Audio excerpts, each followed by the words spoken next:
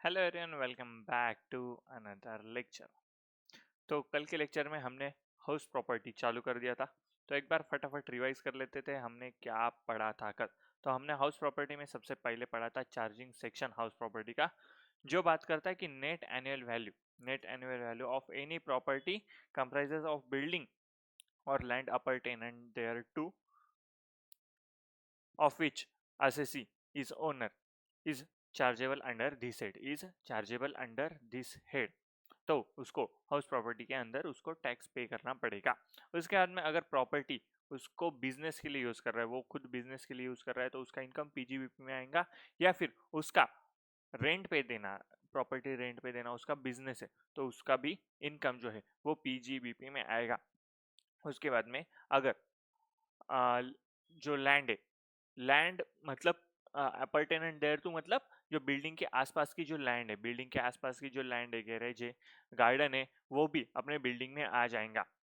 Building में factory building, offices, shops, ये सारी चीजें कवर होने वाली है, ना कि बस रेसिडेंशियल वाला।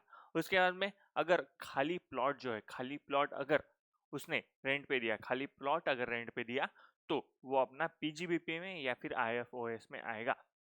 जो रेंट पे ले रहा है वो किसी भी पर्पस के लिए ये प्रॉपर्टी यूज कर सकता है, ऐसा कुछ भी बोला नहीं है कि उसको रेसिडेंशियल या फिर कमर्शियल यूज के लिए यूज करना चाहिए। जो रेंट पे ले रहा है, जो रेंट पे दे रहा है, वो अगर बिजनेस के लिए यूज कर रहा होगा तो पीजीबीपी उसका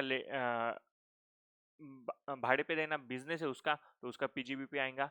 अगर ये कुछ भी नहीं रहा तो फिर उसका एचपी इनकम आ जाएगा। उसके बाद में ओनर में कौन कौन आता है, जो जिसके पास राइट है वो इनकम रिसीव करने का। उसके बाद जिसकी जो मतलब कोई अपार्टमेंट है, अपार्टमेंट में उसने एक फ्लैट लेके रखा है, तो उसका ओनरशिप उसके पास रहेगा। उस गवर्नमेंट को कोई मतलब नहीं कि जो बिल्डिंग की जो जमीन है जहाँ पे वो बिल्डिंग बनी है वो किसके नाम पे है, उसकी ओनरशिप किसके नाम पे। अगर फ्लैट रहा तो उसका भी ओनरशिप वो पर्सन के नाम पे रहेगा। उसके बाद में अगर प्रॉपर्टी अगर डिस्प्यूट में है, तो गवर्नमेंट डिसाइड करेंगे कि ये प्रॉपर्टी का ओनर कौन है till the date of decision. और ओनर इंक्लूड्स डीम्ड ओनर। तो आज हम चालू करने वाले डीम ओनर की डेफिनेशन। तो डीम ओनर में कौन कौन आता है, सबसे पहले डीम ओनर में कौन कौन आता है, क्योंकि ओनर में अपना डीम ओनर हमने देखा था कि ओनर में डीम ओनर आते हैं। तो डीम ओनर लिखो, डीम्ड ओनर, डीम ओनर जो है अपना सेक्शन 27, सेक्शन नंबर 27 में डीम ओनर की डेफिनेशन दे के रखी है, डीम ओनर की पूरी डेफिनेशन दे के रखी है। तो सबसे पहले एग्जांपल है अपना माही भाई,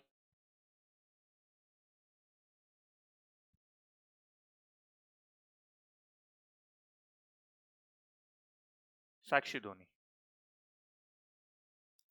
अगर माही भाई ने एक प्रॉपर्टी गोवा में, समझो उनका घर है, गोवा में उनका घर है, यही जो प्रॉपर्टी है ये साक्षी धोनी को ट्रांसफर कर दी, इन इनएडिक्वेट consideration,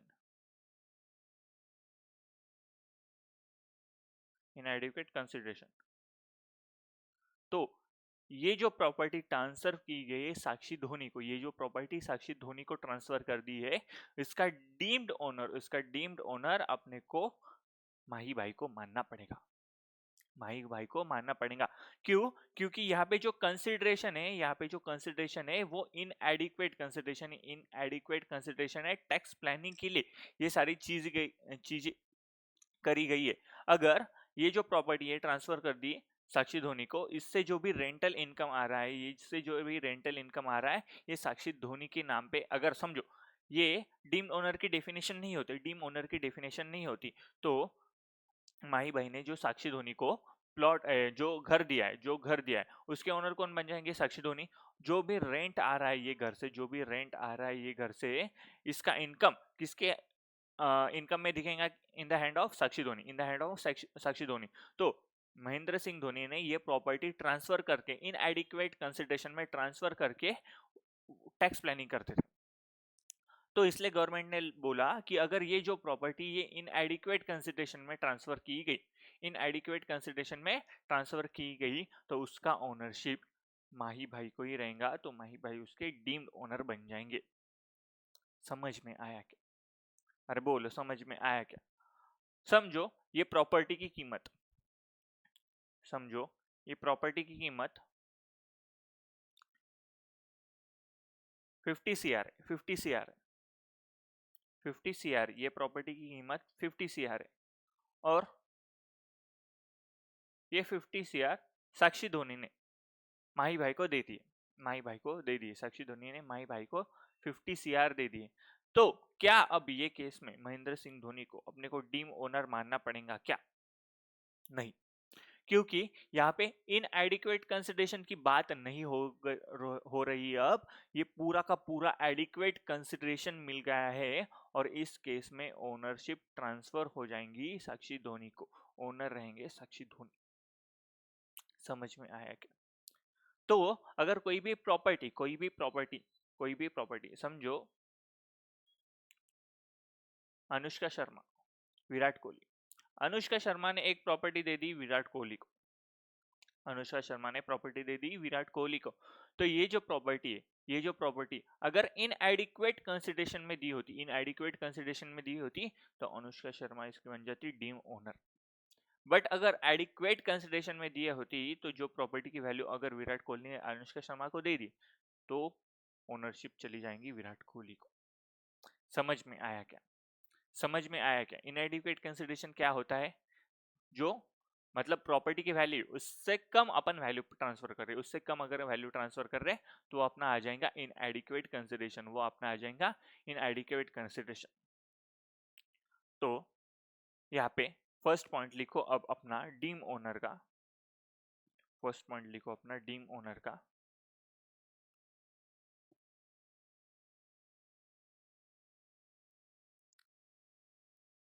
transfer house property, transfer house property to spouse for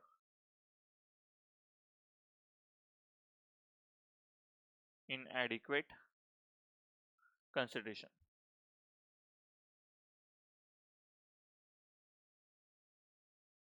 for inadequate consideration, then transferor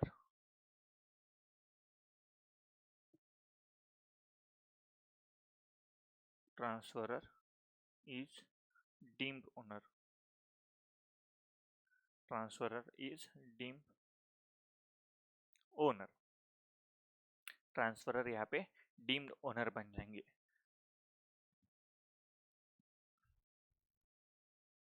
Hardik Pandya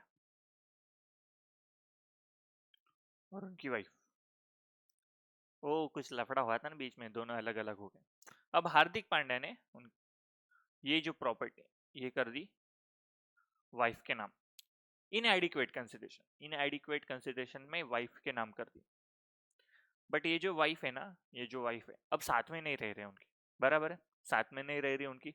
तो ये जो प्रॉपर्टी ट्रांसफर की है इन एडिक्वेट कंसिडरेशन में वाइफ को इन एडिक्वेट कंसिडरेशन में ट्रांसफर की है, तो क्या अब इसका ओनरशिप वाइफ को ट्रांसफर होगा क्या? क्योंकि साथ में नहीं रह रहे वो, साथ में नहीं रह रहे वो, तो क्या करना चाहिए इस केस में?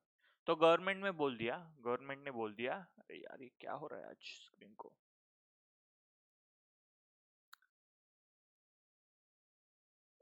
कि अगर आपकी वाइफ अगर लिव अपार्ट है, मतलब अलग रह रही है, अलग रह रही है, तो ये जो प्रॉपर्टी ट्रांसफर हो रही है इन एडिक्वेट कंसिडरेशन में, उसका ओनरशिप चला जाएगा वाइफ को, और deemed owner transferor deem owner नहीं रहेगा, ट्रांसफरर डीम ओनर नहीं रहेगा।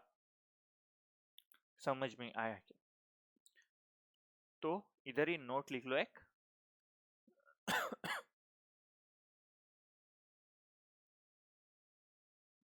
Exception,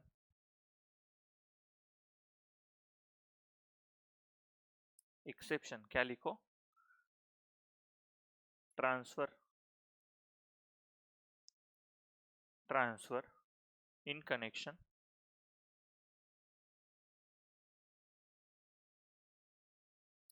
to live apart. अगर बीवी साथ नहीं रह रही है या फिर पति साथ नहीं रह रहे, तो उस केस में ये जो ट्रांसफर है वो उसमें उस केस में डीम्ड ओनर नहीं आएंगे। अब ये डेफिनेशन तो आ गई। अब मैंने क्या कर दिया, चलो माही भाई का ये एग्जांपल अपन कंटिन्यू करते हैं। माही भाई ने साक्षी धोनी को प्लॉट दिया था, सॉरी हाउस प्रॉपर्टी दी थी। अब आज क्या हो रहा है भाई स्क्रीन को अपने, तो साक्षी धोनी को अगर प्रॉपर्टी देने से अब डीम ओनर माही भाई बन रहे थे, तो जो भी हाउस प्रॉपर्टी का इनकम आ रहा था वो अपने धोनी भाई के हाथ में टैक्सेबल हो रहा था। अब अपने जैसे सीए लोग और दिमाग लगा दी, क्या करो माही भाई, आप ना आपके पत्नी को देने से अच्छा आपकी बच्ची, छोटी बच्ची ना उनको ट्रांसफर कर दो। उनको अगर ट्रांसफर कर दिया तो जो भी इनकम है ये इनके हाथ में आ जाएगा। और अब ये क्लबिंग की प्रोविजन देखे अगर माइनर चाइल्ड रहा कोई, तो उसका इनकम इनके हाथ में क्लब होने वाला है, माइनर चाइल्ड का इनकम भी क्लब होने वाला है। पर समझो साक्षी धोनी के इनकम ज्यादा है, तो ये जो इनकम है वो साक्षी धोनी के हाथ में क्लब हो जाएंगे, ये क्लबिंग की प्रोविजन में देखेंगे। पर अभी टैक्स प्लानिंग चल रही है, हाउस प्रॉपर्टी में आ जाओ फिर से, क्लबिंग का मत सोचो अभी, क्लबिंग में मैं आपको सिखा दूंगा। अगर चाइल्ड को ट्रांसफर कर दी तो उसका इनकम हो जाएगा वो, अगर चाइल्ड को ट्रांसफर कर दी तो ये हाउस प्रॉपर्टी से जो भी रेंट आने वाला है वो चाइल्ड का इनकम हो जाएगा। तो गवर्नमेंट ने बोला कि यहाँ भी माही भाई को डीम्ड ओनर मानना पड़ेगा, क्योंकि माइनर चाइल्ड को आपने ट्रांसफर कर दिया इनएडिक्वेट कंसिडरेशन में ट्रांसफर कर दिया, तो यहाँ पे डीम्ड ओनर माही भाई को ही बनाना पड़ेगा। समझ में आया क्या? अरे बोलो, समझ में आया क्या? तो यहाँ पे ओनर कौन बन जाएंगे, फिर से डीम्ड ओनर कौन बन जाएगा, माही भाई। अब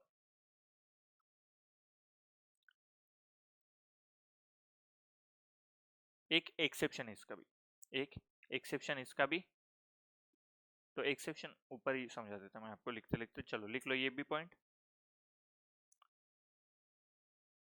क्या है? Transfer house property to minor child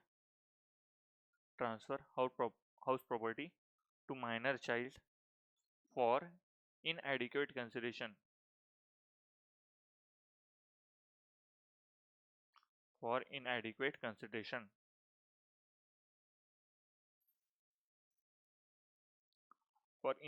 consideration। तो इस केस में ट्रांसफरर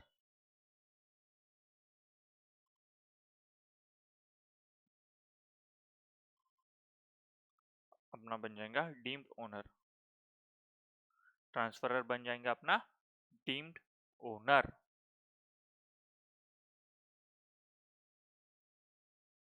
अब इसका एक्सेप्शन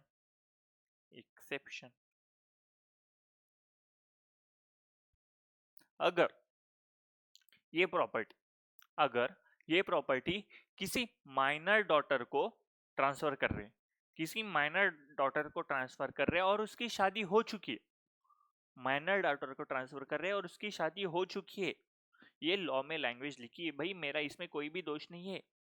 माइनर की शादी अलाउड नहीं है इंडिया में, पता है मुझे, पर किसी माइनर डॉटर की शादी हो चुकी है और उसको पापा ने प्रॉपर्टी ट्रांसफर कर दी, अरे उसके पापा ने ट्रांसफर कर दी प्रॉपर्टी, तो ये जो माइनर मैरिड डॉटर को अगर कोई भी प्रॉपर्टी ट्रांसफर कर दी तो पापा उसके डीम ओनर नहीं मानेंगे, उसके डीम ओनर वो लड़की बन जाएंगी, डीम ओनर वो लड़की बन जाएंगी।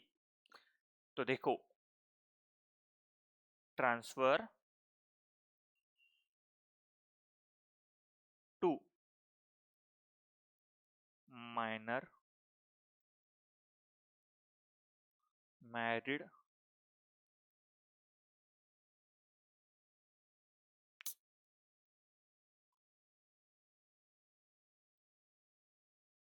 Minor married daughter, transfer to minor married daughter,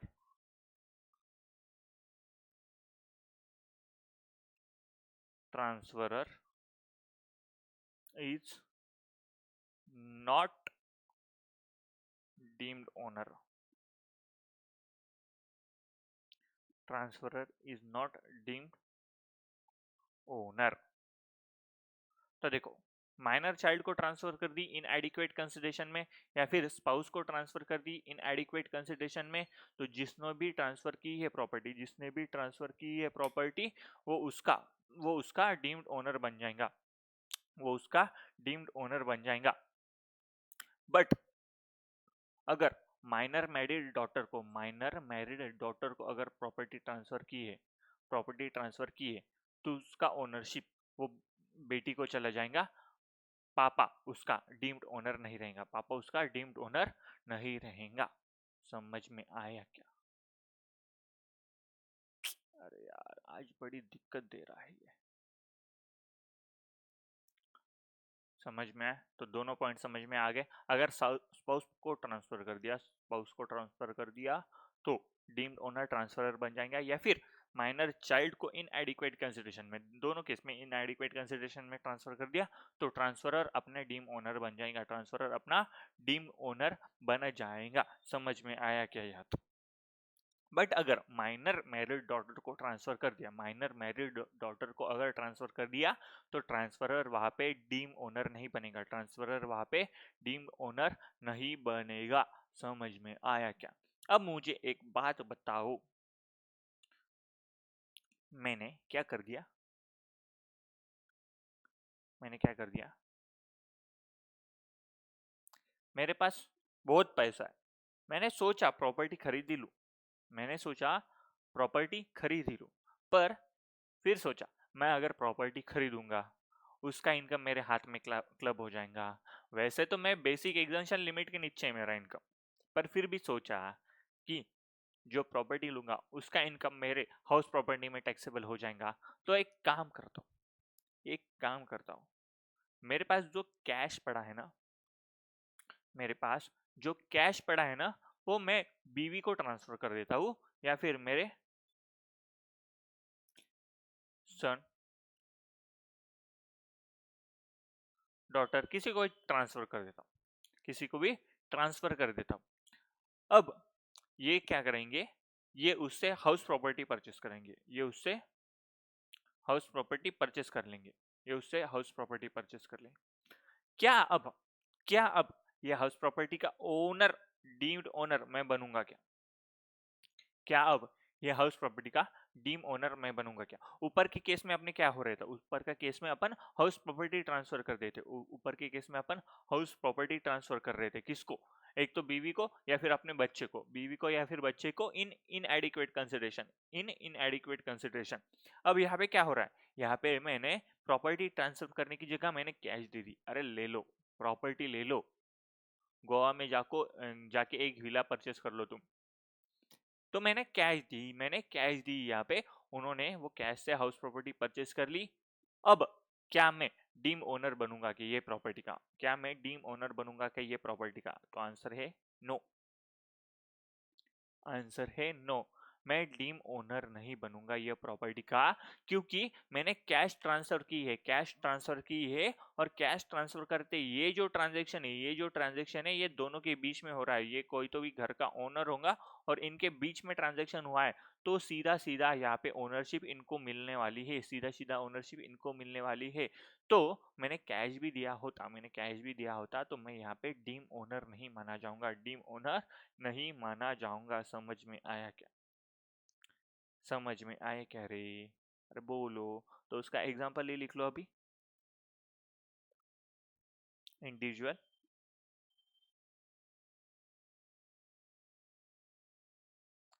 individual ने अगर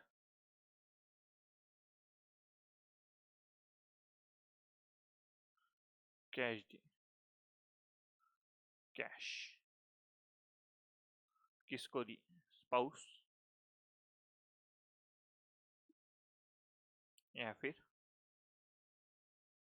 माइनर चाइल्ड, और उससे उन्होंने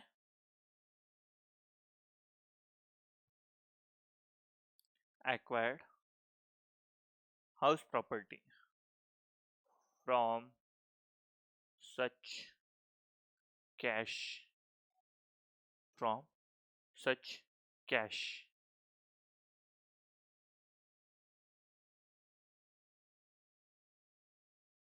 फ्रॉम सच कैश।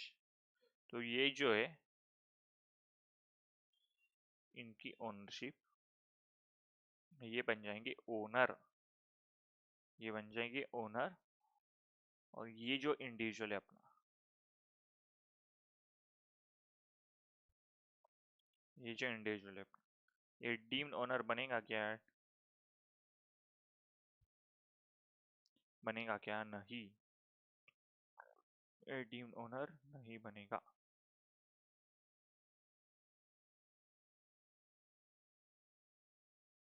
ये डीम्ड ओनर नहीं बनेगा।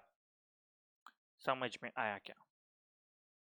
तो अगर मैंने कैश ट्रांसफर कर दी, कैश ट्रांसफर कर दी मेरे बीवी को, मेरे बच्चे को, और उसने प्रॉपर्टी ट्रांसफर, प्रॉपर्टी परचेस की। अरे भाई आज क्या हो रहा है स्क्रीन को? ये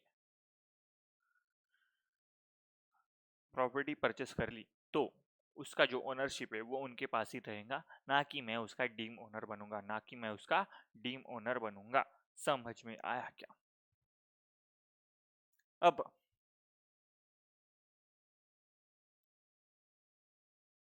एक बात समझो,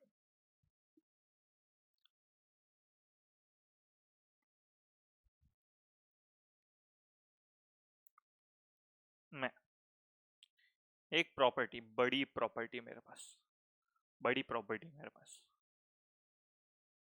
और ये जो प्रॉपर्टी है ना, ये मेरे पापा ने परचेस करके रखी थी, मेरे पापा, मेरी पापा ने परचेस करके रखी थी। अब पापा ने ये प्रॉपर्टी मुझे ट्रांसफर कर दी, ओके बहुत बढ़िया। अब ये जो प्रॉपर्टी है ना, ये मैंने बहुत सजा के रखी, मस्त भाई, कि उसको अच्छा सा डेवलप कर दिया, मतलब एक बंगलो बना लिया छोटा, या फिर कुछ रो हाउस वगैरह टाइप बना लिया। मेरे बच्चे, समझो, एस और के, मेरे दो बच्चे। अब इनको मैंने प्रॉपर्टी ये ट्रांसफर करने का सोचा, पर मैंने इनको क्या बोला? ये प्रॉपर्टी के हिस्से नहीं होंगे, ये प्रॉपर्टी के हिस्से नहीं होंगे, ये प्रॉपर्टी के हिस्से नहीं होंगे।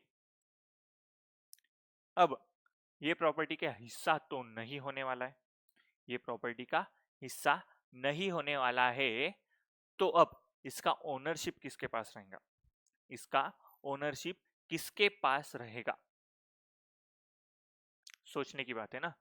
अगर मैंने बोल दिया कि ये प्रॉपर्टी के हिस्से नहीं होने वाले, ये पूछते नहीं प्रॉपर्टी अपनी, इसका हिस्सा नहीं होगा, फिर से इनके बच्चे हो गए, फिर से इनके कुछ बच्चे हुए, इनको भी ये प्रॉपर्टी जाने वाली है। तो ये दोनों को भी बोल दिया मैंने कि ये प्रॉपर्टी का कभी हिस्सा नहीं होने वाला है, ये प्रॉपर्टी का कभी हिस्सा नहीं होने वाला है। तुम तुम्हारी प्रॉपर्टी खरीदो, तुम तुम्हारी प्रॉपर्टी बेचो, पर ये प्रॉपर्टी वैसी की वैसी ही रहने वाली है।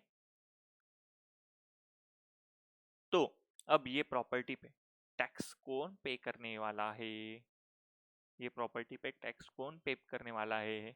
अगर ये रेंट पे दे के रखी हो, रेंट पे दे के रखी हो, तो उसका रेंटल इनकम किसके हाथ में जाने वाला है? किसके हाथ में जाने वाला है? तो गवर्नमेंट ने बोल दिया, गवर्नमेंट ने बोल दिया कि अगर कोई भी प्रॉपर्टी ये इम्पार्शिएबल है, इम्पार्शिएबल, इम्पार्टिएबल, इम्पार्शिएबल जो बोलना है बोलो भाई।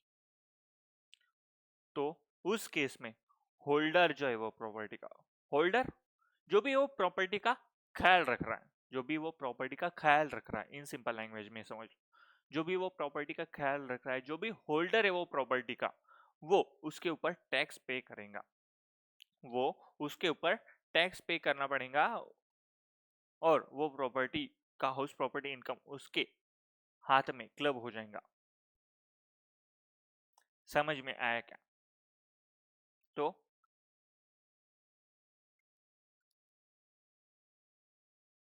इम्पार्टिएबल प्रॉपर्टी का मतलब क्या होता है?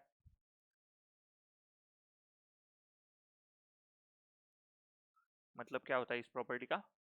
Property, property which is not legally divisible,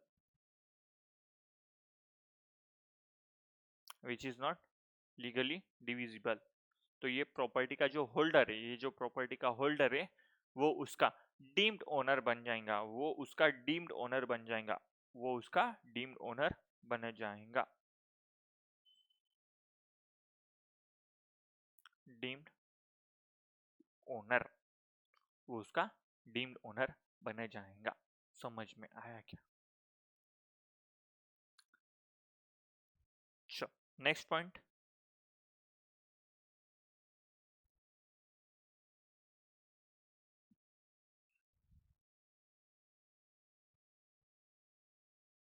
एक सोसाइटी का नाम सुना होगा,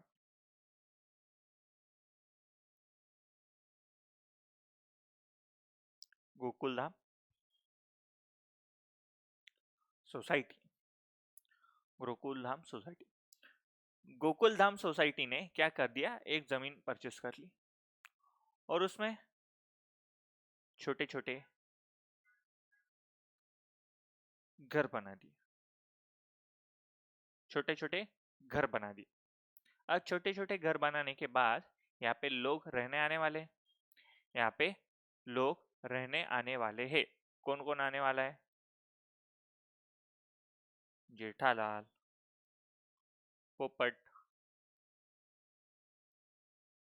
भिड़े, सब आने वाले यहाँ पे रहने के लिए, सब आने वाले यहाँ पे रहने के लिए।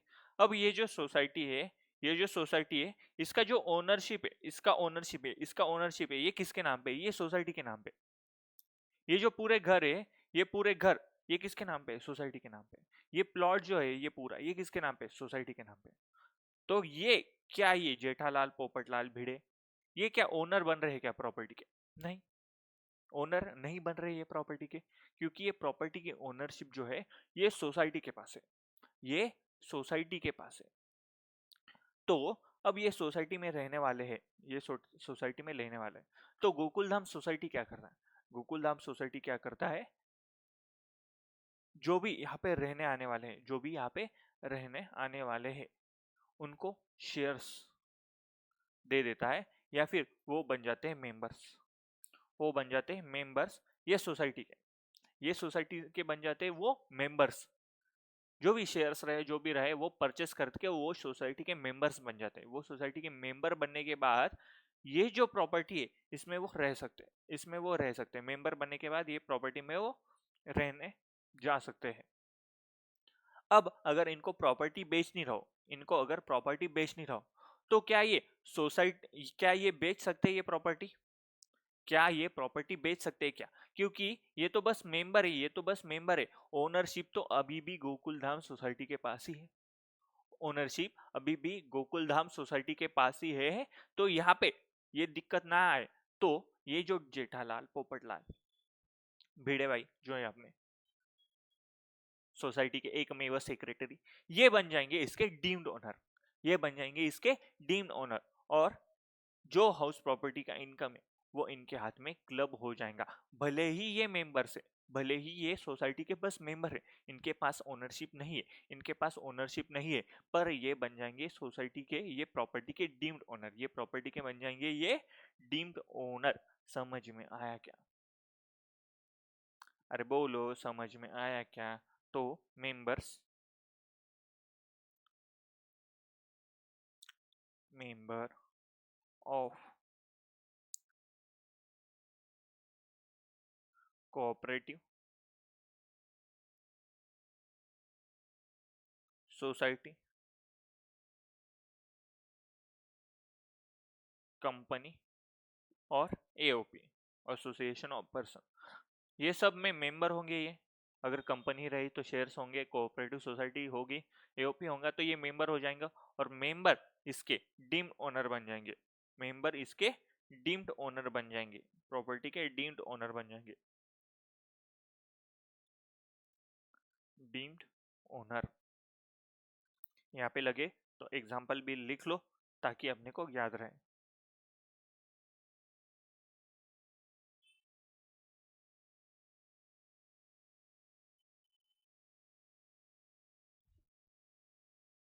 गोकुलधाम सोसाइटी जो है वो अपनी लीगल ओनर है, लीगल ओनरशिप किसके पास है? गोकुलधाम सोसाइटी के पास ही है, गोकुलधाम सोसाइटी के पास ही है।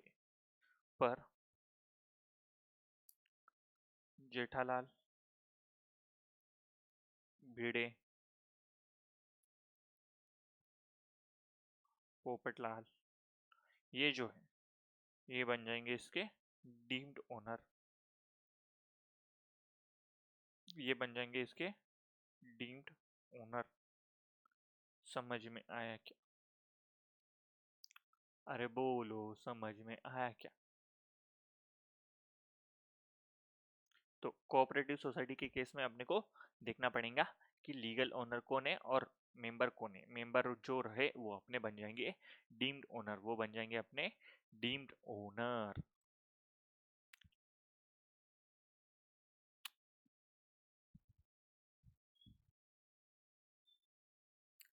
मेरे पास एक प्रॉपर्टी है, मेरे पास एक प्रॉपर्टी है,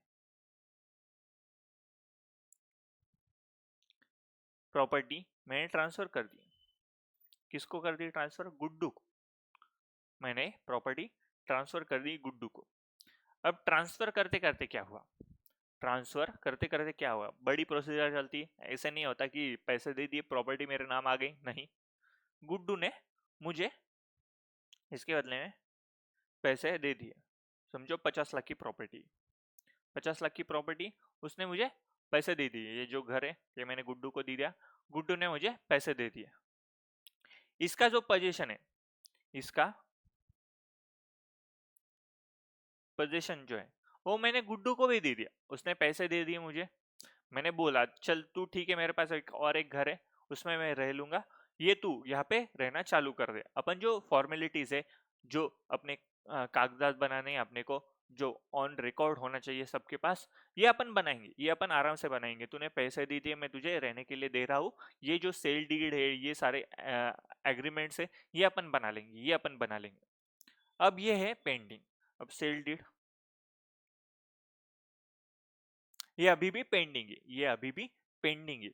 अब गुड्डू ने क्या कर दिया, ये जो घर है, ये जो घर है उसको रेंट पे दे दिया, गुड्डू ने ये घर रेंट पे दे दिया। अब इसको रेंट आने वाला है, अब इसको रेंट आने वाला है, रेंट इनकम होने वाली है। अब ये जो रेंट इनकम है, ये जो रेंट इनकम है, क्या ये रेंट इनकम गुड्डू के हाथ में टैक्सेबल होंगी या मेरे हाथ में टैक्सेबल होगी?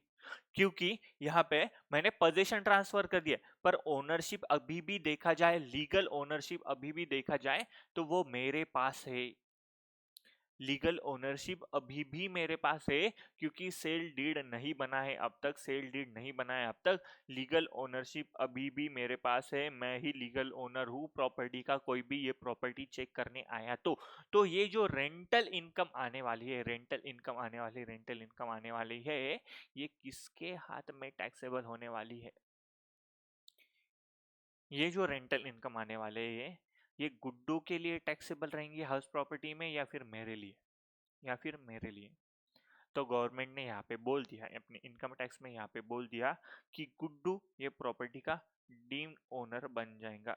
गुड्डू ये प्रॉपर्टी का डीम्ड ओनर बन जाएगा, भले ही सेल डीड पेंडिंग होगा, भले ही सेल डीड पेंडिंग होगा, या फिर उसने पैसे दिए हैं अपने को, यहाँ पे उसने पैसे दिए अपने को, अपन ने उसका पोजीशन भी ट्रांसफर कर दिया, पोजीशन ट्रांसफर कर दिया है, जो बचा है वो बस सेल डीड बचा है, जो बचा है वो सेल डीड बचा है, वो भी हम बना ही लेंगे, वो भी हम बना ही लेंगे। और ये जो प्रॉपर्टी अब रेंट पे चढ़ा के रखी है, उसका डीम ओनर बन जाएगा गुड्डू। डीम ओनर कौन बन जाएगा? गुड्डू। तो लिखो ये भी point.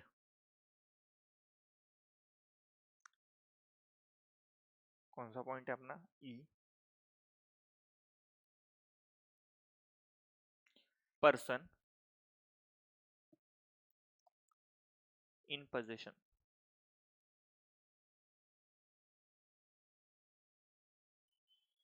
Of property, in possession of property as पर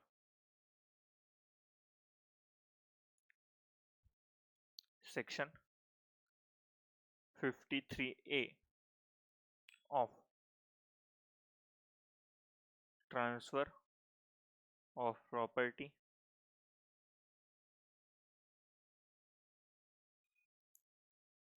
act, transfer of property act, person in possession of property as per the section 53A of transfer of property act, ये इसका डीम्ड ओनर बन जाएगा। डीम्ड ओनर, नीचे example लिख लो।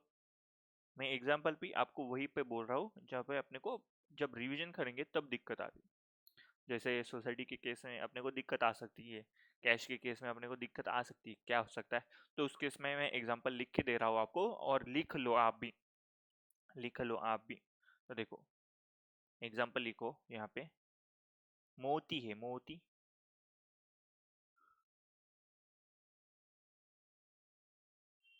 मोती, मोती ने ट्रांसफर कर दी प्रॉपर्टी, मोती ने मुन्ना, मुन्ना को ट्रांसफर कर दी प्रॉपर्टी,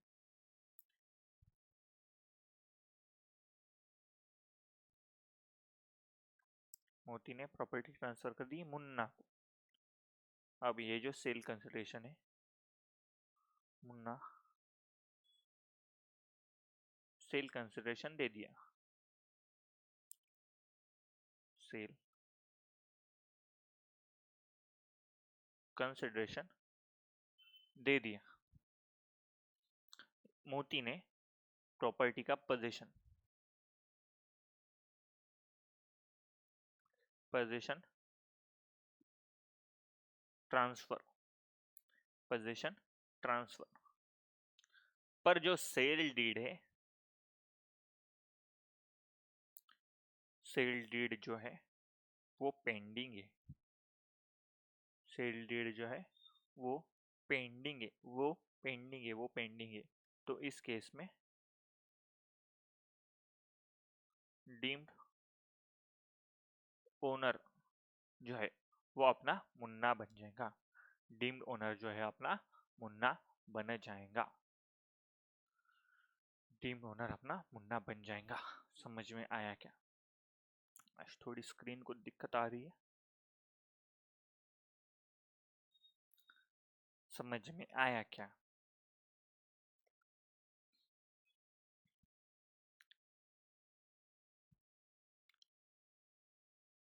अब एक लास्ट पॉइंट डीम्ड ओनर के डेफिनेशन का।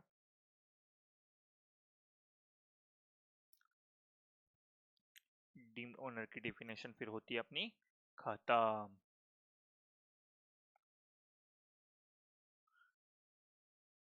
डीम्ड ओनर की डेफिनेशन अपनी होती खत्म, कोई लिख रहा होगा तो लिख लो भाई।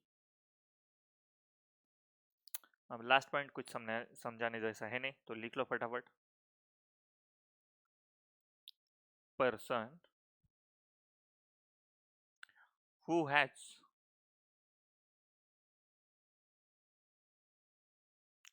obtained person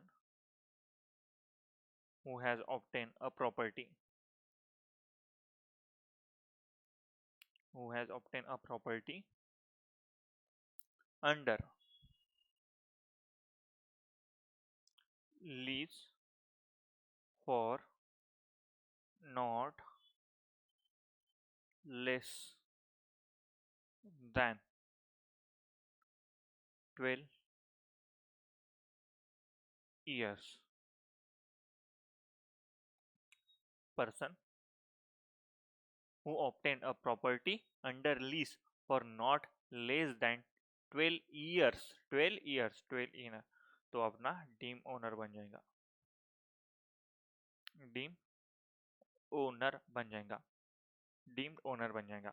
तो अगर लीज पे ली कोई भी पर्सन है जिसने प्रॉपर्टी 12 साल से ज्यादा अगर लीज पे ली है, 12 साल से ज्यादा अगर लीज पे ली, क्या लिखा है, not less than 12 month, not less than sorry 12 years, not less than 12 years. तो 12 साल से ज्यादा उसने अगर लीज पे ले ली तो वो अपना प्रॉपर्टी का डीम्ड ओनर बन जाएगा, डीम्ड ओनर बन जाएगा, डीम्ड ओनर बन जाएगा। अब बहुत सारे लोग ऐसे भी होंगे, लेक्चर देख रहे होंगे, जिन्होंने उनके घर मकान किराए पे दे के रखे होंगे, किराए पे दे के रखे होंगे। मुझे एक बात बताओ, ये जो रेंट एग्रीमेंट आप बनाते हो, बहुत सारी जगह बनते रेंट एग्रीमेंट, बहुत सारी जगह ऐसे भी वहां पे रेंट एग्रीमेंट नहीं बनते, बस अपन बोल देते कि अपन मंथली रेंट देंगे, कुछ एग्रीमेंट वगैरह बनता नहीं है वहां पे। तो अब यहाँ पे जो रेंट एग्रीमेंट बन रहे हैं, तो रेंट एग्रीमेंट अगर देखे आपने तो ये जनरली कितने मंथ के बनते पता है, जनरली कितने मंथ के बनते पता है, 11, 11। अब ये 11 मंथ के रेंट एग्रीमेंट क्यों बनते, एक साल का बना लो ना भाई, 12 महीने तो है एक साल में, एक साल का बना लो, नहीं, ये बनते हैं 11 महीने के ही।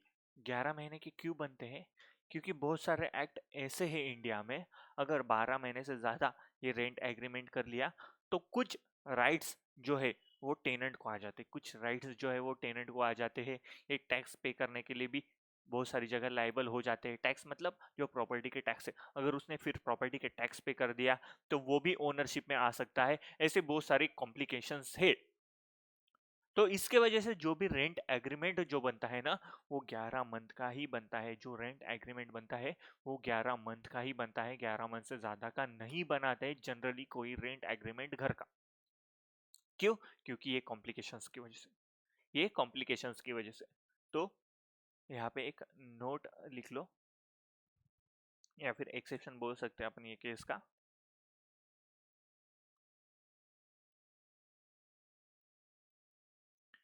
एक्सेप्शन क्या है,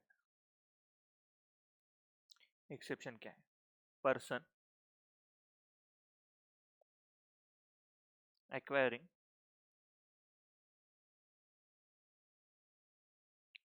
person acquiring right by way of lease from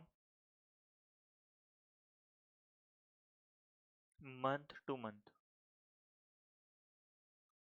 month to month, or period not exceeding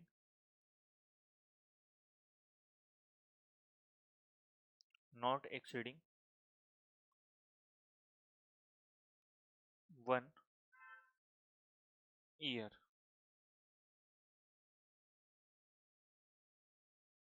Such person is not deemed not deemed owner। ये जो पर्सन है ये डीम्ड ओनर नहीं बनेगा, ये जो पर्सन है ये डीम्ड ओनर नहीं बनेगा।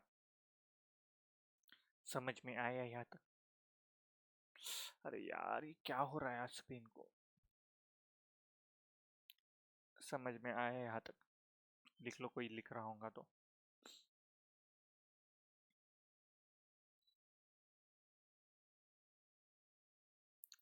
चलो आगे बढ़ते हैं अभी। अब कल मैंने आपको है ना एक एग्जाम्पल बताया था जिसमें जो है प्रॉपर्टी है वो सबलेट होती है, जो प्रॉपर्टी है वो सबलेट होती है। तो उस केस में इनकम कैसे बुक होता है? उस केस में इनकम कैसे बुक होता है? तो देखो, हेडिंग दे दो, हेडिंग दे दो सबलेटिंग।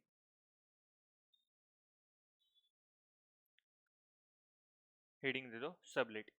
अब एग्जाम्पल से समझते हैं इसको, एग्जाम्पल से समझते। सल्लू भाई, सल्लू भाई, सल्लू भाई और विवेक ओबेरॉय, बड़े प्यारे दोस्त। बराबर। अब विवेक ओबेरॉय को समझो एक प्रॉपर्टी चाहिए थी सल्लू भाई से। सल्लू भाई देगा क्या? नहीं, ऑब्वियसली बात है नहीं देने वाले। बहुत अच्छी प्रॉपर्टी है, मुंबई में कहीं तो बहुत ऊंचे, मतलब सबसे ऊंचे फ्लोर पे वो प्रॉपर्टी, और वहां से पूरा मुंबई दिखता है, पूरा बम्बई अपना है। ऐसा फील चाहिए था विवेक भाई को। अब विवेक भाई सल्लू भाई से डायरेक्ट प्रॉपर्टी तो नहीं मांग सकते, और सल्लू भाई डायरेक्ट देंगे भी नहीं। ओके, तो विवेक भाई ने क्या कर दिया? किसको बोल दिया? कपिल शर्मा को।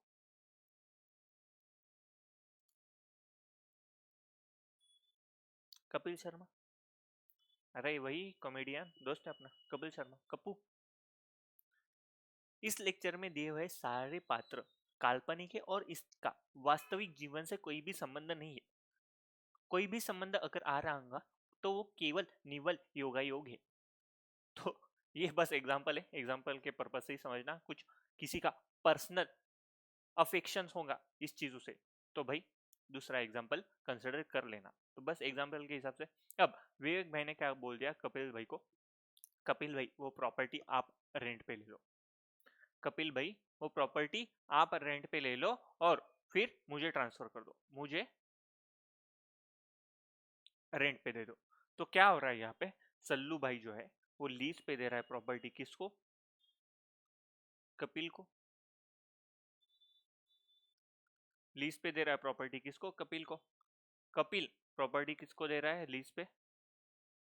विवेक को।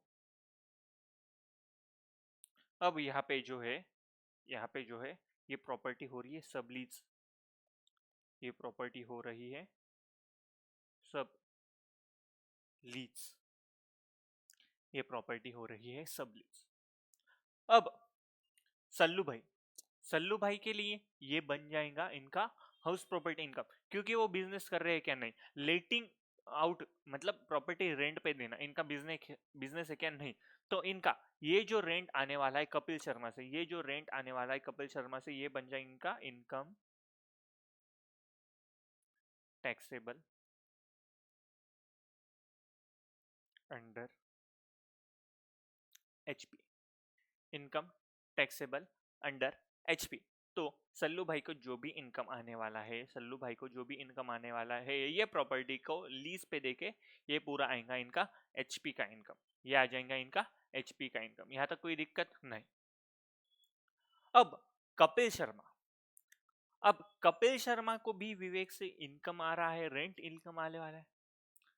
कपिल को भी रेंट इनकम आ रहा है विवेक से। तो कपिल के लिए क्या ये हाउस प्रॉपर्टी इनकम है क्या? रेंट इनकम,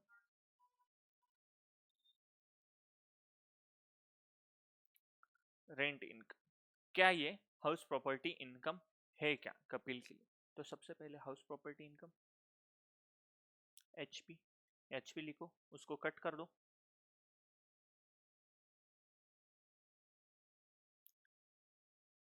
अब ये जो रेंट इनकम है, ये एक तो बन सकता है पीजीबीपी या फिर बन सकता है आईएफओएस। पीजीबीपी क्यों?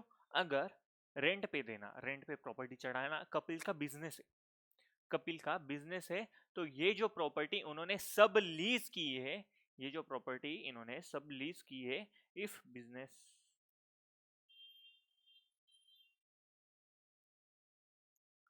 बिजनेस अदरवाइज, अगर ये प्रॉपर्टी रेंट पे देना इनका बिजनेस है तो ये बन जाएगा PGBP, और अदरवाइज के केस में बन जाएगा IFOS।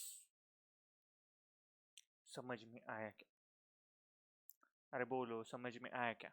तो अगर किसी ने प्रॉपर्टी लीज पे देके रखी है, किसी ने प्रॉपर्टी लीज पे देके रखी, तो उसका जो भी इनकम आएगा वो हाउस प्रॉपर्टी में जाएगा, उसका जो भी इनकम आएगा वो हाउस प्रॉपर्टी में ही जाएगा। पर वो प्रॉपर्टी सामने वाले ने सब लीज कर दी, सामने वाले ने सब लीज कर दी, और सब लीज करना उसका बिजनेस रहा, तो वो पूरा इनकम बन जाएगा अपना PGBP इनकम। और अगर उसका बिजनेस नहीं रहा, उसका अगर बिजनेस नहीं रहा, तो ये जो इनकम बन जाएगा उसका बन जाएगा income from other sources, income from other sources. तो यहाँ पे थोड़ा फॉर्मेटिंग वगैरह ठीक से कर लो।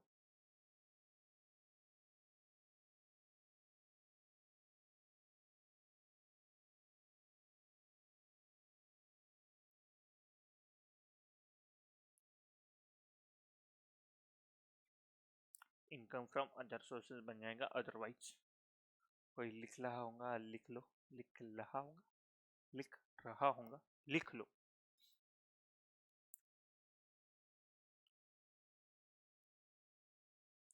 चलो आगे बढ़ते।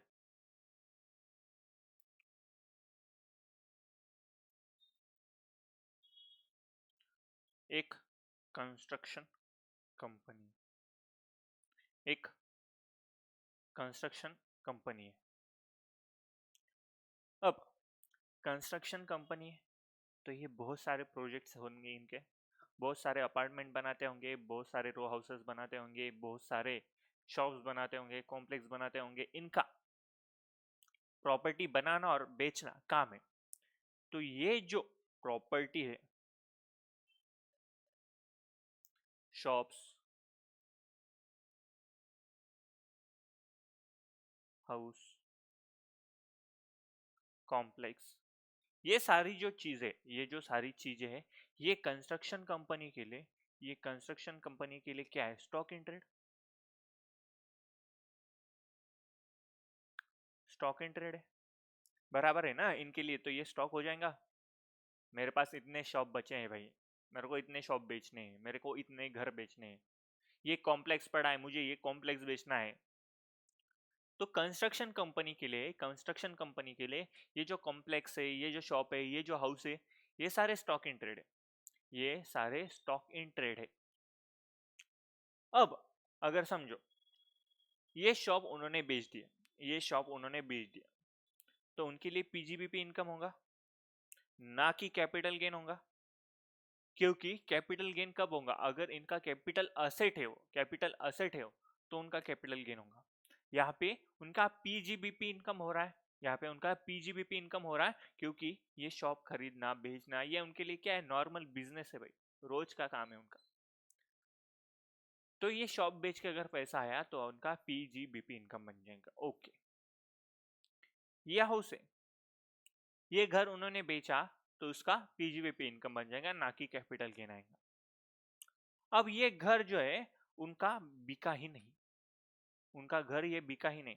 अब कोविड आया था बीच में, अब कोविड के बाद लोगों ने घर ही नहीं लिए थे, कंस्ट्रक्शन कंपनी एकदम लॉस में जा रहे थे कि कंस्ट्रक्शन बना के रखा है पर कोई ले ही नहीं रहा वो घर। तो इन्होंने ये प्रॉपर्टी रेंट पे दे के रखी, इन्होंने ये प्रॉपर्टी रेंट पे दे के रखी। अब इनका स्टॉक इन ट्रेड है, इनका स्टॉक इन ट्रेड है, पर ये स्टॉक इन ट्रेड उन्होंने रेंट पे दे के रखा, ये स्टॉक इन ट्रेड उनका रेंट पे दे के रखा। अब ये जो रेंट आने वाला है कंस्ट्रक्शन कंपनी को, ये घर रेंट पे दे दिया उन्होंने, और ये जो रेंट आने वाला है कंस्ट्रक्शन कंपनी को, क्या ये इनका हाउस प्रॉपर्टी का इनकम है क्या? इनका स्टॉक इन ट्रेड है, स्टॉक इन ट्रेड उन्होंने रेंट पे देकर रखा है, क्या इनका हाउस प्रॉपर्टी इनकम है क्या? अब इनका ये जो घर है ये रेंट पे देना, रेंट पे देना ये इनका बिजनेस है, ये रेंट पे देना ये इनका बिजनेस है, तो ये पीजीबीपी बन जाएगा। पर ये जो रेंट मिल रहा है ये घर से, क्या ये हाउस प्रॉपर्टी में जाएगा, क्या क्या अदर सोर्सेस में जाएगा, क्या पीजीबीपी में ही आएगा? अगर बिजनेस रहा तो पीजीबीपी में आएगा, पर ये क्या बिजनेस है क्या उनका? नहीं, तो ये जाएगा हाउस प्रॉपर्टी में। सर पर स्टॉक इन ट्रेड, हाँ पता है मुझे, स्टॉक इन ट्रेड उन्होंने रेंट पे देख रखा है, तो ये उनका एचपी का इनकम बन जाएगा, हाउस प्रॉपर्टी का इनकम बन जाएगा। पर लेटिंग आउट इनका रेंट पे देना इनका बिजनेस है, तो पीजीबीपी इनकम बन जाएगा, इनका पीजीबीपी इनकम बन जाएगा। समझ में आया क्या? तो कंस्ट्रक्शन कंपनी के केस में जो प्रॉपर्टी वो स्टॉक इन ट्रेड रहने वाली है, स्टॉक इन ट्रेड अगर उन्होंने बेच दिया तो अपना पीजीबीपी में आएगा, ना कि कैपिटल गेन में, ना कि कैपिटल गेन में। उन्होंने ये प्रॉपर्टी है अगर लेट आउट कर दी, ये अगर प्रॉपर्टी लेट आउट कर दी, तो ये जो इनकम है वो हाउस प्रॉपर्टी में आएगा। पर लेट आउट करना इनका बिजनेस है, लेट आउट करना इनका बिजनेस है, तो ये अपना पीजीबीपी में आ जाएगा। समझ में आया क्या? तो लिख लो ये पॉइंट एक बार। इसमें और दो एडिशनल पॉइंट है, वो भी मैं आपको समझा देता हूं। Property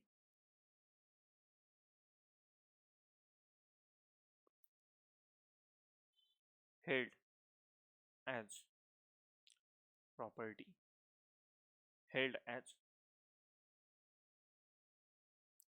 stock in trade, property held as stock in trade etc, etc तो रहेगा नहीं, stock in trade ही रहेगा। if assessee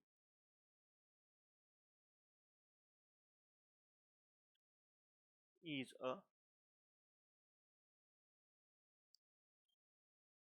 builder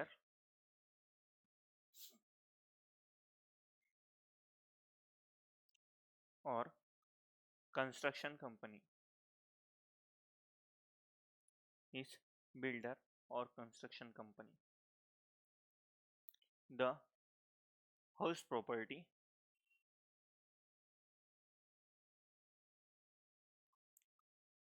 would be its stock, house property उनके लिए बन जाएगा स्टॉक। अब ये जो स्टॉक है ये अगर बिका, इफ सोल्ड, तो ये बन जाएगा पीजीबीपी। इफ लेट आउट, तो ये बन जाएगा अपना एचपी। इफ रेंटिंग और leasing is business, is business, तो ये बन जाएगा अपना PGBP. If renting and leasing is business, तो ये बन जाएगा अपना पीजीबीपी। अब दो पॉइंट जो अभी आपको नहीं समझेंगे, पर आखिरी में अगर आपने ये पढ़ा तो आपको समझ में आ जाएगा। नॉट लेट आउट, मतलब एचपी जब खत्म होते आएगा तब आपने अगर ये पॉइंट पढ़ लिया तो आपको समझ में आ जाएगा। For 2 years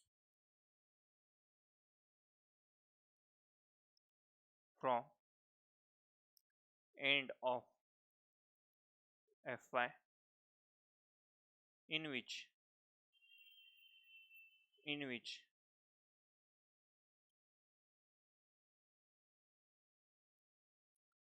completion certificate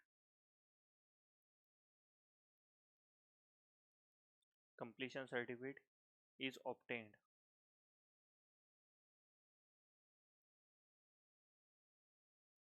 completion certificate is obtained, तो इसका annual value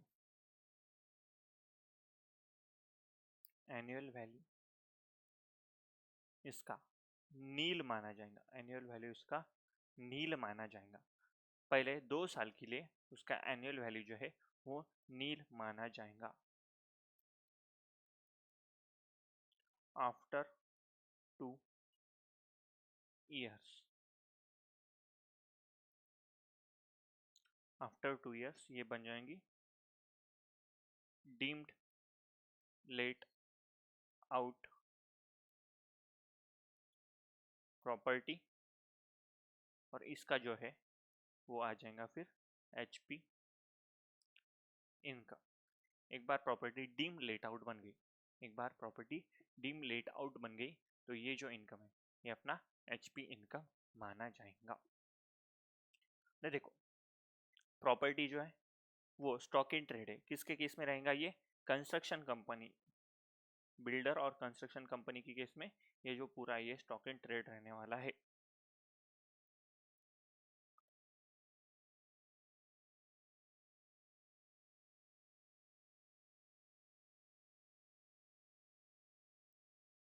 stock in trade रहेगा।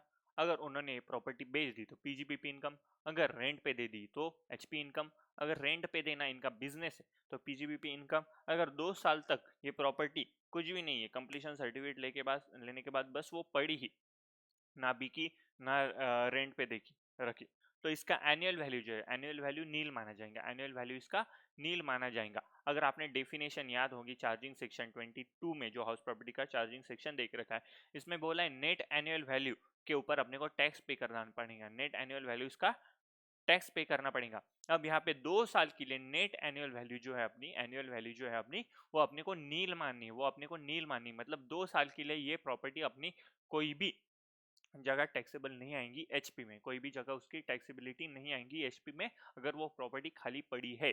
उसके बाद अगर 2 साल के बाद भी ये प्रॉपर्टी नहीं बिकी, ना ही लेट आउट की, तो उसको हम मानेंगे deem let out. Deem let out मतलब आपने भाड़े पे चढ़ा के रखा है, भाड़े पे नहीं भी दे के रखा होगा, फिर भी हम मान लेंगे कि ये आपने रेंट पे दे के रखी है, और उसका इनकम हम मान लेंगे एचपी में, उसका इनकम हम मान लेंगे एचपी में। समझ में आएगा? इसकी थोड़ी फॉर्मेटिंग कर देता मैं।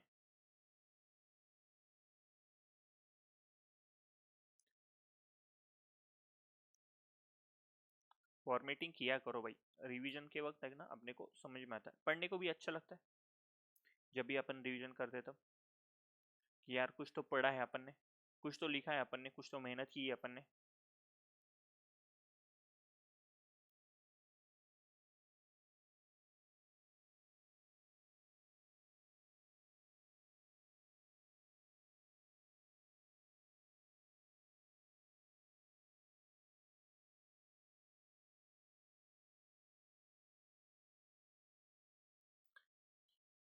चलो कोई लिख रहा होगा, लिख लो एक बार, कोई लिख रहा होगा तो लिख लो एक बार।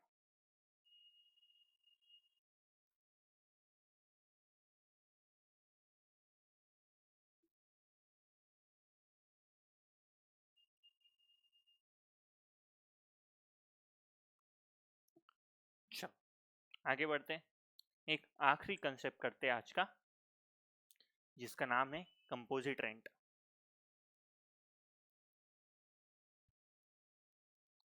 कंपोजिट रेंट, मेरे पास एक प्रॉपर्टी है, मेरे पास एक प्रॉपर्टी, प्रॉपर्टी ऐसे नहीं लेते, प्रॉपर्टी बड़ी वाली लेते। मेरे पास एक प्रॉपर्टी, बहुत बड़ी प्रॉपर्टी, और हाईवे है, बड़ा हाईवे, तो मुझे यहाँ पे वॉचमैन भी रखना ज़रूरी है। बिल्डिंग बड़ी है तो मेरे यहाँ पे लिफ्ट भी है, जो ऊपर नीचे चालू रहती है हमेशा। यहाँ पे बहुत सारा, मैक्सिमम मैंने फुल फर्निश करके रखा है, तो फर्नीचर भी है। यहाँ पे मैंने फर्नीचर भी लगा के रखा है। यहाँ पे लास्ट फ्लोर पे, जो आखिरी फ्लोर है ऊपर का सबसे, यहाँ पे मेरी कुछ मशीनरी भी है, कुछ मशीनरी भी, समझो कंप्यूटर से, लैपटॉप से, प्रिंटर से, ये सारी चीज़ें मेरी पड़ी है। फर्नीचर भी पड़ा है मेरा पूरे बिल्डिंग में, मशीनरी भी पड़ी है हर एक फ्लोर पे। अब एक कंपनी आई मेरे पास, एक कंपनी आई मेरे पास, ये प्रॉपर्टी मेरी है। अब ये कंपनी आई मेरे पास, और कंपनी वाले बोले, मतलब बोर्ड ऑफ डायरेक्टर, कंपनी के जो बोर्ड ऑफ डायरेक्टर, क्या हो रहा है इसको, कंपनी के जो बोर्ड ऑफ डायरेक्टर ये बोले मेरे को कि सर जी हमें ये बिल्डिंग चाहिए, हमें ये बिल्डिंग चाहिए, ये बिल्डिंग हाईवे पे है, ये बिल्डिंग हाईवे पे है, आपके पास फर्नीचर है वहां पे बनाएंगे, आपकी मशीनरीज है वहां पे, लिफ्ट है, फुल फर्निश है, कुछ भी अपने को करने की जरूरत नहीं है, ये सारी चीजें आपकी बिल्डिंग में है, हम इसको हमारे कंपनी का हेड ऑफिस बनाने के सोच रहे हैं, तो आप ये जो बिल्डिंग है, ये जो बिल्डिंग है आप हमें रेंट पे दे दो, आप हमें रेंट पे दे दो, यहाँ पे एक गार्डन भी है, गार्डन भी पकड़ लो। ये कंपनी बोली मुझे कि आप रेंट पे ले लो, हमसे लगे तो 5 लाख रुपए रेंट, 5 लाख रुपए रेंट लो, ये बिल्डिंग का, पूरे बिल्डिंग का, पूरी फर्निश है, मशीनरी है, फर्नीचर है, लैपटॉप्स, कंप्यूटर, प्रिंटर सब है, लिफ्ट है, सिक्योरिटी है, सारी की सारी चीजें ये कॉम्प्लेक्स में, हमें 5 लाख में ये बिल्डिंग दे दो, 5 लाख रुपए पर मंथ में ये आप हमें रेंट पे दे दो। अब मैं तो खुश हो गया, मैं तो खुश हो गया, मुझे 5 लाख रुपए आने वाले, मुझे 5 लाख रुपए आने वाले, बट अब ये जो 5 लाख रुपए आने वाले ये मेरा एचपी में आने वाला है या पीजीपीपी में आने वाला है या अदर सोर्सेस में आने वाला है, क्योंकि मैं एचपी का डेफिनेशन क्या है, एचपी का डेफिनेशन क्या है, जो एनुअल वैल्यू है, एनुअल वैल्यू है बिल्डिंग एंड बिल्डिंग और land appurtenant thereto, building और land appurtenant thereto, यहाँ पे मैं बिल्डिंग के साथ साथ फर्नीचर दे रहा हूँ, मशीनरी दे रहा हूँ, सिक्योरिटी सर्विसेज दे रहा हूँ, लिफ्ट की सर्विसेज दे रहा हूँ, लिफ्ट का मेंटेनेंस भी मैं ही करूंगा, ऐसा भी कॉन्ट्रैक्ट हुआ है, तो यह सारी चीजें भी मैं देने वाला हूँ रेंट में, तो मैं बस बिल्डिंग और लैंड के लिए रेंट नहीं ले रहा हूँ, मैं जो सर्विसेज प्रोवाइड करने वाला हूँ, मेरे जो असेट लगने वाले हैं उनको, उसका भी मैं रेंट कलेक्ट करने वाला हूँ। तो ये जो रेंट है ये पूरा का पूरा है, पूरा मतलब मशीनरी का रेंट है, फर्नीचर का रेंट है, सिक्योरिटी सर्विसेज का रेंट है, लिफ्ट का रेंट है, जो गार्डन है वो भी मैं मेंटेन करने वाला, उसका रेंट है, ये सारा रेंट कंपनी मुझे पे करने वाली है। अब ये जो रेंट है ये एचपी में जाएगा, पीजीबीपी में जाएगा, आईएफओएस में जाएगा, ये किस में जाएगा, ये किस में जाएगा, तो इसके लिए कंसेप्ट आया कंपोजिट, कंपोजिट रेंट मतलब सारी चीजों का रेंट मिल रहा है, सारी चीजों का रेंट मिल रहा है, तो सारी चीजों का अगर रेंट मिल रहा होगा तो यहाँ पे लिख लो अभी, अमाउंट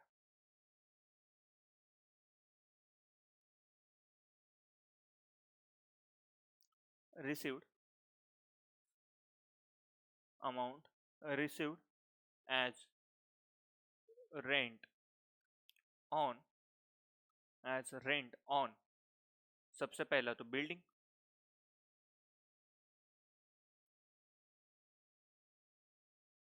सबसे पहला तो building, as well as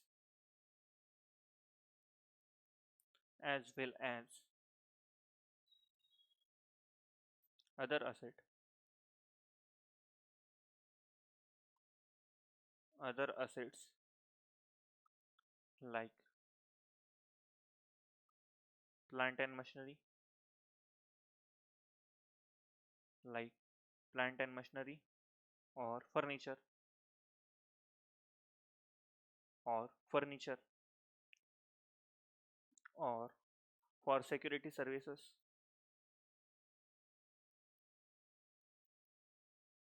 security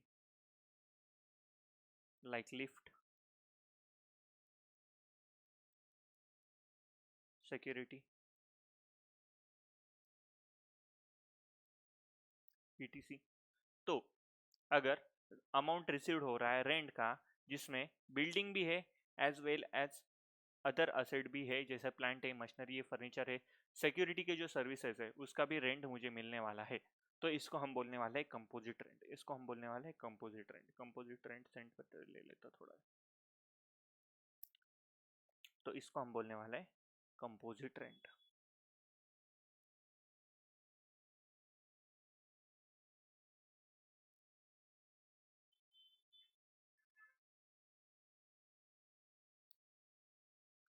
इसको हम बोलेंगे कंपोजिट रेंट।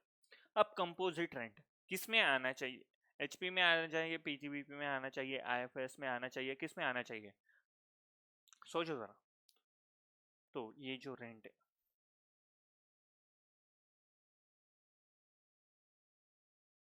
ये जो कंपोजिट रेंट है कंपोजिट रेंट, ये जो कंपोजिट रेंट है, अगर लेट आउट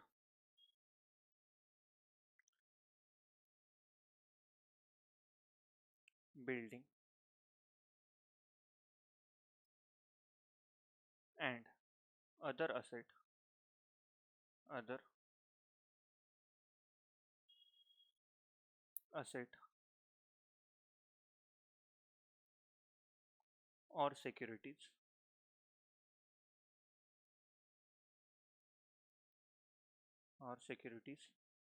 are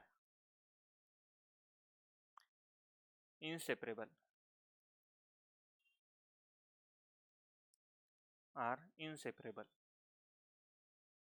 तो रेंट रिसीव्ड जो हो रहा है, एक काम करता हूँ, ये जो कंपोजिट रेंट है वो नीचे के पेज पे ले लेता मैं।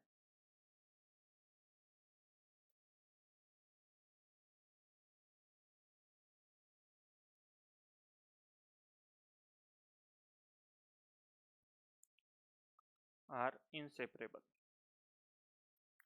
तो रेंट जो रिसीव्ड हो रहा है, रेंट जो रिसीव्ड हो रहा है,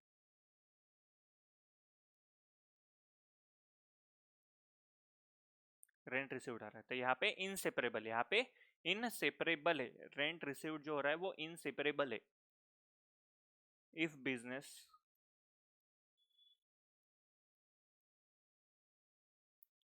अदरवाइज,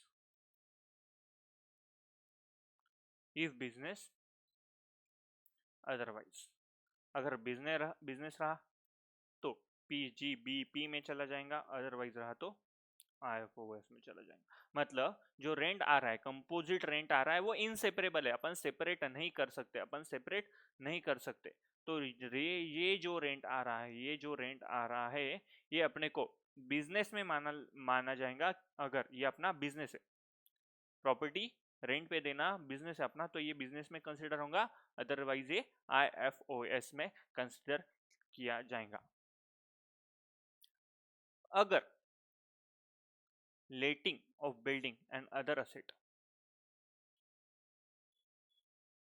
और securities are separable, are separable, are separable, तो ये जो रेंट मिल रहा है, ये जो रेंट मिल रहा है, ये जो रेंट मिल रहा है, जो बिल्डिंग का रेंट है, जो बिल्डिंग का रेंट है, वो अपन मान लेंगे, किस में मान लेंगे, हाउस प्रॉपर्टी में। तो यहाँ पे लिखो, यहाँ पे उड़ा देता मैं, थोड़ा अच्छे से लिख ले, यहाँ पे सेपरेबल है तो rent income from building, rent income from building, rent on other assets और services, rent on other asset और सर्विसेज, ये तो अपना जाएगा एचपी में, इसमें कोई दिक्कत नहीं है। ये अगर अपना बिजनेस रहा, ये अगर बिजनेस रहा तो जाएगा पीजीबीपी, और अदरवाइज रहा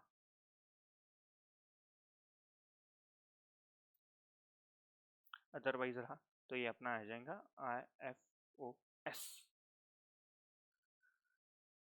तो कंपोजिट रेंट अगर सेपरेबल रहा, अगर सेपरेबल रहा तो बिल्डिंग का रेंट अपन अलग से ले लेंगे एचपी में, बिल्डिंग का रेंट अपन अलग से ले लेंगे एचपी में, और जो अदर सर्विसेज है वो अपना बिजनेस रहा, अदर सर्विसेज अपना बिजनेस रहा तो अपन पीजीबीपी में लेंगे, और बिजनेस नहीं रहा अदरवाइज रहा तो अपन उसको आईएफओएस में कंसिडर कर लेंगे।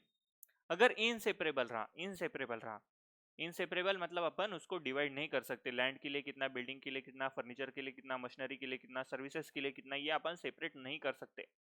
तो उस केस में जो भी बिजनेस है, अगर ये अपना बिजनेस है, कंपोजिट रेंट कलेक्ट कर रहे हैं अपन और वो अपना बिजनेस है, तो ये जो अमाउंट है रेंट का, ये अपना चला जाएगा पीजीबीपी में, अगर बिजनेस नहीं है अपना तो ये अमाउंट चला जाएगा अपना IFOS में, ये अमाउंट चला जाएगा अपना IFOS में। क्या हो रहा है ये अमाउंट अपना चला जाएगा IFOS में। तो चलो आज का लेक्चर यही खत्म कर देते हैं अपन, मिलते हैं नेक्स्ट लेक्चर में। Thank you so much guys.